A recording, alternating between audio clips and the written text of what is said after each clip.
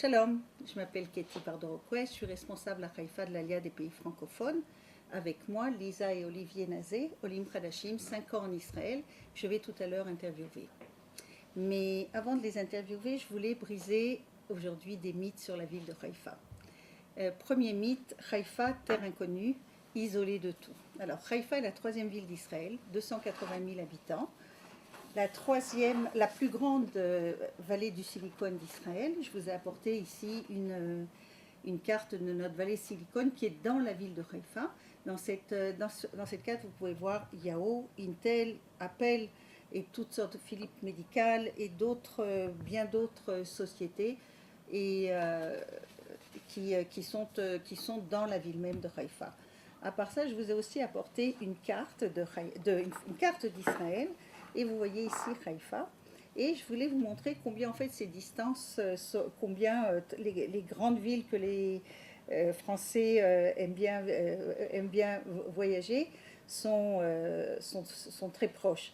C'est-à-dire que vous avez par exemple en 1 heure vous pouvez arriver à Eilat, en 40 minutes vous arrivez à Eilat en avion. En avion. Vous arrivez à Jérusalem avec la ligne 6 en 1h35. On arrive à l'aéroport en train en 1h40, en 1h15. Donc en fait, aujourd'hui avec toutes les infrastructures, vous pouvez arriver facilement partout. Deuxième mythe, Haïfa, ville pas assez religieuse ou trop laïque. Nous avons à Haïfa 3 grands quartiers où nous recommandons, où les Français vont. Le quartier d'Achouza, où Lisa et Olivier vous parleront de ce quartier puisqu'ils y habitent. Le quartier de Neve Sha'anan, c'est le quartier qui est à côté du Ternion. Beaucoup de Français ont choisi ce quartier parce que le Rav Zini à sa yeshiva, le Rav Dr Eliyahu Zini, qui était docteur et Rav du Ternion, a créé une yeshiva dans ce quartier. Beaucoup d'étudiants du Ternion ont décidé d'habiter autour de cette yeshiva. D'autres Français ont choisi aussi Neve Sha'anan parce qu'il y a d'autres communautés chaleureuses et accueillantes. Kiryat Shmuel, c'est aussi une proche banlieue où vous trouverez aussi toutes sortes de communautés, Lubavitch, orthodoxes, ultra-orthodoxes et religieuses. Donc en fait, le mythe de la ville laïque, tout dépend dans quel quartier vous allez habiter, puisque je pense que vous trouverez dans chaque endroit des écoles, des collèges, des GAN et des crèches pour toutes vos demandes. Troisième mythe, Haïfa, ville à trop grand pourcentage d'Arabes. Alors je vous ai apporté les dernières statistiques de la ville de Haïfa et je ne sais pas si on arrive à voir sur la carte, c'est 10% et demi d'Arabes. Dans ces 10%, 7% d'Arabes chrétiens, le reste ce sont des Arabes musulmans. Ils sont regroupés au bas de la ville et nous vivons sans crainte à leur côté. Et maintenant, je vais passer la parole à Olivier et à Lisa. Et je vais vous demander, en fait, pourquoi vous avez choisi Haïfa. Bonjour. Alors, avant de donner les raisons qui nous ont amenés à choisir la ville de Haïfa, je voudrais dire que nous avons fait un voyage d'études et qu'il est très important de se déplacer pour visiter les villes, pour visiter le cadre de vie dans lequel on compte s'installer, le choix de l'école et aussi le travail. Je vais dire après, on dira pourquoi le travail c'est pas la priorité et plutôt le cadre de vie. Le cadre de vie. Alors ensuite une fois qu'on a fait ce voyage d'études, alors on a choisi la ville de Haïfa pour son cadre de vie d'abord et pour le choix des écoles. Le cadre de vie pour la famille d'abord parce que c'est une ville en bord de mer, à la campagne, à la montagne, dans la forêt. C'est vraiment, on met la campagne avec tous ses avantages comme une ville de province en France, avec tous les avantages de la ville, et on les met sur Haïfa. C'est vert à l'intérieur et vous êtes en même temps à la plage. Enfin, vous avez beaucoup d'avantages sur son cadre de vie. tu as quelque chose à ajouter? Vous avez appris vous êtes arrivé, vous avez fait vos voyages, vous avez fait deux voyages d'études avant de faire votre alia? On a fait 2 voyages d'études et le dernier a été pour finaliser en fait plus ou moins notre installation. Le premier a été décisif, on va dire. C'est là où on a vraiment choisi la ville de Haïfa. Vous êtes arrivé à Haïfa, vous aviez votre appartement, qu'est-ce qui s'est passé? Alors la ville de Haïfa offre un gros avantage, c'est qu'elle permet aux LIM de bénéficier d'un appartement d'accueil contre un loyer modéré en attendant de recevoir son cadre, de s'installer dans l'appartement ou voire même de chercher un appartement. Donc ça c'est un très gros avantage, on arrive, on a où s'installer, où se poser en attendant, ça ressemble un peu aux vacances en attendant de démarrer vraiment une installation. Et l'hébreu? Vous saviez l'hébreu quand vous êtes venu, quand vous êtes arrivé en Israël? Non, on avait fait un ulpan en France, mais autant dire que c'est pas suffisant, on va dire. Nos enfants non plus. C'est pas suffisant, mais c'est nécessaire. Ça permet, quand on arrive en Israël, de pouvoir entrer à l'ulpan en Israël à un niveau qui n'est pas le premier niveau. Sinon, à la fin de l'ulpan, il ne sera pas suffisant pour démarrer. Alors, vous avez choisi... On est allé à l'ulpan Sion, qui est un ulpan étudiant. Donc, on est un peu vieux étudiants, mais on est étudiants quand même. Ce qui fait que c'est un ulpan d'abord d'un bon niveau et puis permet de côtoyer des gens de toute nationalité, de tous bords, religieux, non religieux. Et je pense qu'on a quand même bien progressé en 6 mois. C'est intensif, mais c'est très efficace. Il y a d'autres ulpanim à Haïfa? Il y a d'autres ulpanim, mais on ne peut pas vous en parler, on ne les a pas fait. Comment s'est passé le choix des écoles? Et alors nous, on vient de banlieue parisienne, nos enfants étaient scolarisés dans une école juive, une petite structure de 100 élèves, donc on a cherché, on a visité les écoles religieuses à Haïfa, il y en a 2 de type, une grande, avec un gros effectif, mais avec un plus petit effectif. Donc on s'est dirigé vers celle-là, on a été accueillis par un directeur exceptionnel. Les enfants étaient très bien accueillis, y compris par les enfants et par l'équipe pédagogique qui s'est occupée d'eux, qui les a entourés, qui se sont arrangés pour mettre avec eux des enfants qui parlaient un peu le français pour qu'ils se sentent moins seuls. Donc en fait, on a trouvé l'école qui nous correspondait, qui correspondait à nos enfants, qui leur ont permis de s'épanouir sereinement. Et le soutien scolaire, comment s'est fait l'intégration scolaire de vos enfants? Alors, l'intégration, il y a plusieurs choses. Ils ont bénéficié d'abord d'un ulpan d'été, ça c'était avant de commencer l'école, pour tous les enfants, pour tous les olim de Haïfa. Ensuite, au niveau de l'école même, il y a ce qu'on appelle un merkaz lemida, donc les enfants bénéficient 3 ou 4 fois par semaine de soutien après l'école, donc d'aide aux devoirs ou d'approfondissage de la langue. Et également, pendant les journées d'école, quand il y avait des cours qu'ils ne pouvaient pas suivre, eh ben, ils bénéficiaient d'un cours particulier où ils apprenaient un peu plus l'hébreu, histoire d'évoluer plus rapidement dans l'école. Donc voilà. Puis il y a notre grande fille qui a eu un peu de mal au début. On a sollicité la maman, la Vatika, qui est venue et qui est restée avec elle pendant une semaine à côté d'elle pour l'aider à comprendre, à se sentir un peu plus à l'aise. Donc, il faut demander de l'aide et l'aide est là. Donc il ne faut pas hésiter. Parlez-moi de la communauté francophone à Haïfa. Les bénévoles, les réseaux, Alors, la communauté francophone à Haïfa, elle est multiple. Il n'y a pas une communauté francophone, il y a tout un tas de petits groupes de francophones sur Haïfa. Comme l'a dit Katie tout à l'heure, il y a le quartier de Neve Sha'anan qui est, on va dire, la plus grosse communauté francophone puisqu'elle se structure beaucoup autour de la yeshiva du Rav Zini.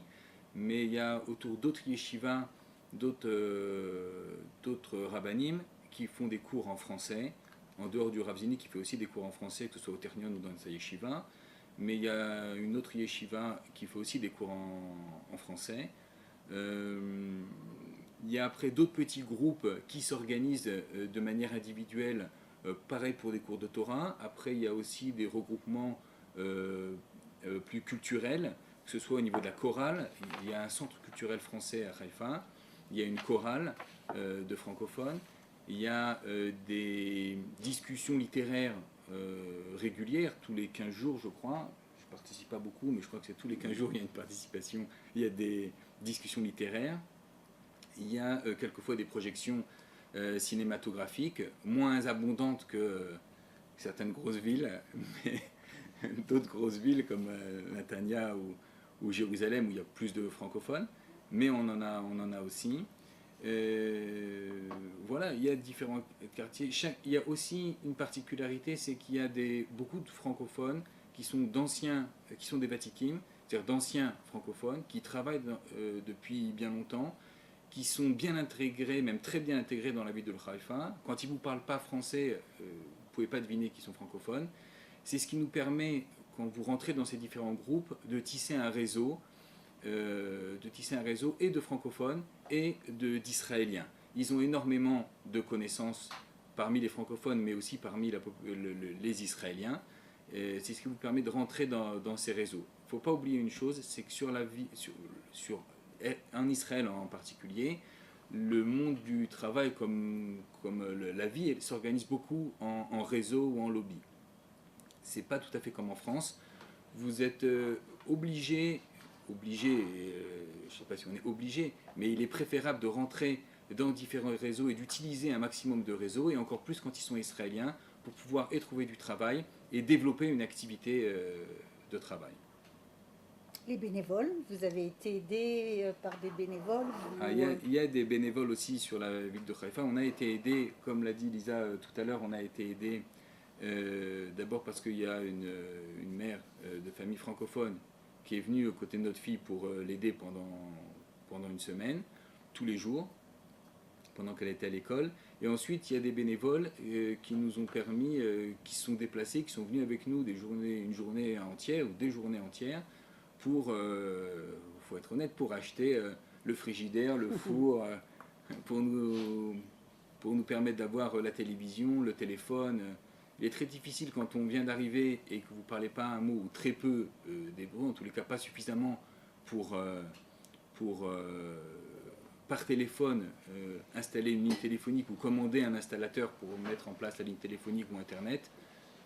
Ça rend des services qui sont inestimables.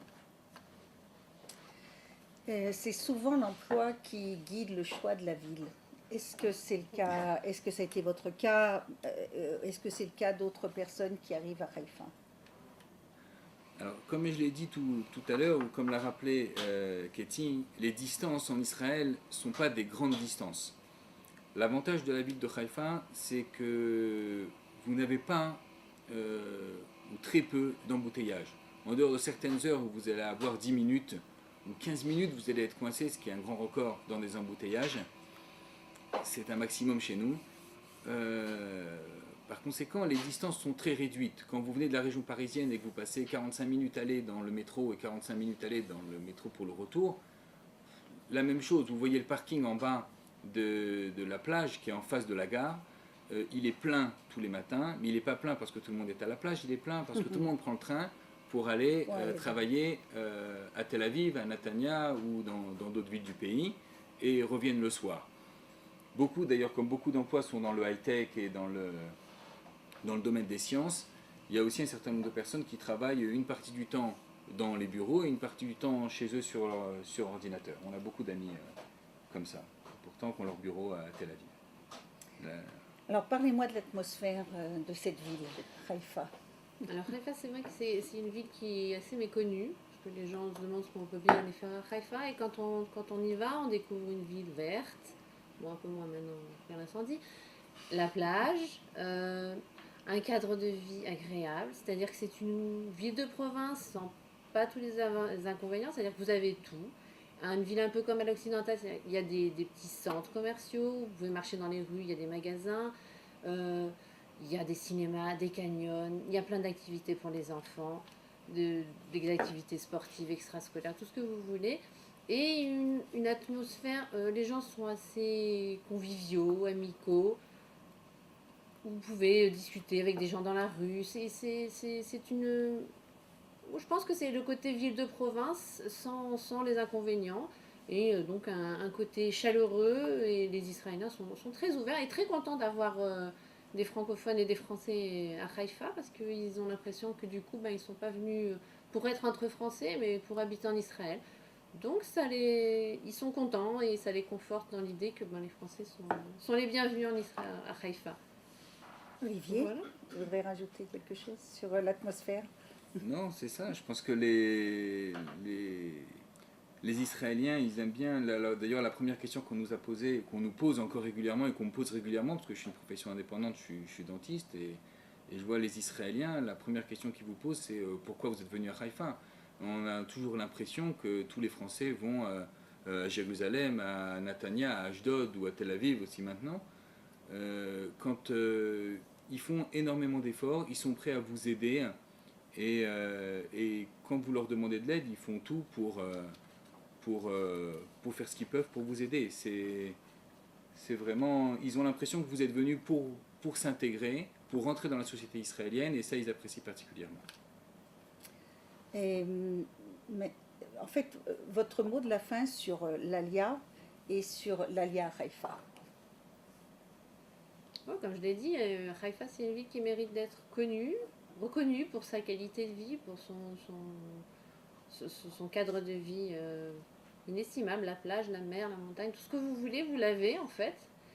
Et puis il faut apprendre à accepter que la vie en Israël c'est pas la vie comme en France et puis après tout se passe bien. Il suffit de le vouloir, d'accepter, de renoncer à certaines choses et tout ira bien. Olivier? Moi je pense que notre choix a été un bon choix, qu'on ne s'est pas trompé. Que ce soit pour nous, mais le plus essentiel, c'est pas nous, c'est nos enfants. Et étant donné l'épanouissement qu'on voit après maintenant quelques années, nos enfants, elles parlent plus hébreu que français. Bon, français encore avec nous, parce qu'on ne maîtrise pas, nous, suffisamment l'hébreu pour elles. Mais non, c'est la plus grande satisfaction, c'est de voir ces enfants s'épanouir et réussir dans la société israélienne. Ensuite, je voudrais rajouter une chose, c'est que la ville de Haïfa, vraiment c'est une ville qui peut convenir à la fois et à un public religieux, même l'artidati, comme nous, c'est ce qu'on a choisi pour les écoles, pour nos filles, ou un public non religieux, ou un public traditionnaliste. On a vraiment toutes les tendances qui sont représentées à Haïfa, des gens qui vivent ensemble, sans aucune animosité ou conflit. C'est vraiment ce qui permet d'avoir une bonne entente entre tout le monde et de continuer de s'intégrer correctement. Maintenant, il faut savoir une chose, c'est que les Israéliens ils travaillent beaucoup plus que ce qu'on travaille en France et qui sont très ouverts, ils sont toujours prêts à aider, mais il faut leur demander. Alors il faut mettre un peu sa timidité ou on va dire sa politesse entre guillemets à la française et aller vers eux et leur demander, et ils sont toujours prêts à le faire, que ce soit votre voisin ou votre collègue. Si vous leur demandez quelque chose, il est très très rare qu'ils vous disent non. Si vraiment ils n'ont pas le temps, ils vous diront qu'ils le feront plus tard, mais ils vont le faire. Mais il faut leur demander pour ça, parce que en général, ils travaillent beaucoup plus qu'on a l'habitude de le voir. Mais ça en vaut la peine. Je peux vous poser les questions qui sont posées sur Facebook? Oui, bien sûr. À quel moment est-ce qu'on va pouvoir vous rencontrer en France? Vous allez aller à un salon prochainement? Alors, je serai peut-être avec Olivier, je ne sais pas, peut-être avec Olivier, au salon de Paris le 5 mars, Marseille le 6 et Lyon le 7. D'accord. Donc toutes les informations, vous pourrez les retrouver sur notre site internet. Et vous pouvez me contacter même avant le salon. Vous pouvez me contacter par email, vous pouvez me contacter par WhatsApp, par Facebook, sur Alia Haïfa. Si vous n'arriverez pas au salon, alors je me ferai une joie de vous répondre par email ou par téléphone. D'accord. Et autre question, Katie, quelqu'un qui veut s'intégrer dans le nord mais pas à Haïfa, par exemple vers Akko, est-ce que tu t'en occupes aussi ou est-ce qu'il y a Non, je suis responsable de l'Alia des Français, des francophones dans Haïfa. Haïfa, c'est Haïfa, Kiryat Chaim et Kiryat Shmuel. Les banlieues comme Kiryat Motkin, Atta et Akko ne font pas partie de Haïfa. D'accord. Donc pour des personnes qui souhaitent s'intégrer dans le Nord, il y a des francophones qui peuvent les aider? Aujourd'hui, non. Et ce que je demande en général aux futurs Olim, c'est de ne pas s'isoler les premières années, en tous les cas pas la première année, d'aller où il y a une coordinatrice d'Alia ou un coordinateur d'Alia, d'aller où il y a un petit groupe de Olim, puisque ça veut dire qu'il y a déjà des structures, il y a déjà des soutiens scolaires qui ont été établis, et surtout la première année, ne pas s'isoler. D'accord. Merci beaucoup à tous les trois. Merci. Merci beaucoup. Au revoir. Donc on laissera vos coordonnées en commentaire.